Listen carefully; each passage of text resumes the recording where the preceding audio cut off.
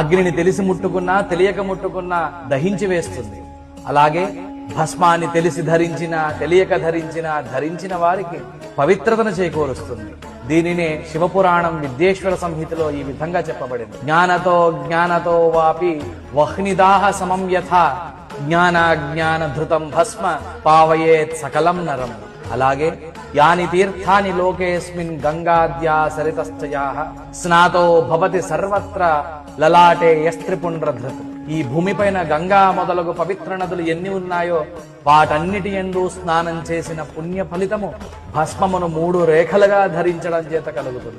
త్రిపుండ్రం కురుతే యస్తు భస్మనా విధిపూర్వకం మహాపాతక సంఘాతైర్ముచ్యతే చోపపాతకై. విధిపూర్వకముగా 3 రేఖలుగా భస్మాన్ని నుదుటి మీద ధరించడం వల్ల పంచమహాపాతకములు మరియు మనం తెలిసి తెలియక చేసిన పాపములన్నిటి నుండి పవిత్రత చేకూరుతుంది.